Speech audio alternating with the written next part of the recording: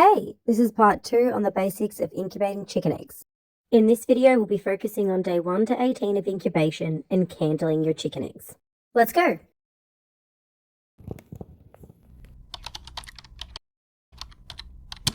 Your eggs are nice and cozy in the incubator, and I'm sure you want to candle them ASAP. So let's get to it. Candling is where you use a bright torch against the shell of an egg and it lights up the inside so you can see what's going on. And that's how you're going to check the progress of your egg. Keep in mind different colours and textures of eggs can make candling easier or harder. Here's an example where it's easier to see on the bottom of the egg, but a bit harder to see on the top. One of the easiest eggs to candle, in my opinion, are leghorn eggs. They have nice white shells and rarely have texture issues, making it hard to see. Now let's go over what to look for and what to be careful of from day 1 to 18. From day 3, you should start to see an embryo. If by day 5 you don't see anything, it's very likely the egg is not fertile. This is a fertile silky egg on day 5. Right there is the embryo, and if you look carefully, you can also see the veins. And this is a leghorn egg, also on day 5, and you can see the embryo there, and the veins are a lot more visible. Movement is another great indication that your egg is progressing well.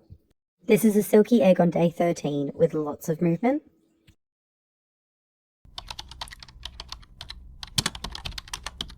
Unfortunately, you will have eggs that won't progress after a certain point. Sometimes they have a smell, the veins won't be spreading anymore, sometimes they disappear altogether. This is the egg I showed earlier at day 5 that was progressing. Unfortunately, it stopped progressing at day 10. As you can see, there are no more veins and no movement, it's just a dark blob. If you're unlucky enough, you may come across an egg with a red ring when you candle it. If you do, dispose of this egg immediately. Because of the bacteria causing gases, there is every chance this egg will explode at some point. And although it hasn't happened to me, I have heard it is not pleasant.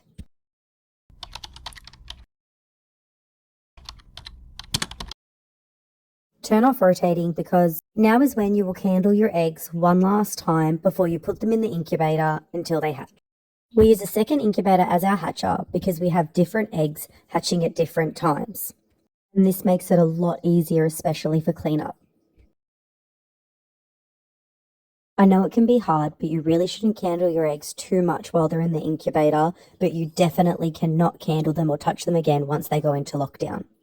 So it's good to have one more look on day 18 to make sure everything is going well, and then you get to wait and hope that everything goes well with no problems, which is always fun. And that's it. In the next video, we'll focus on the end of incubation and the hatching of a new chick. See you there!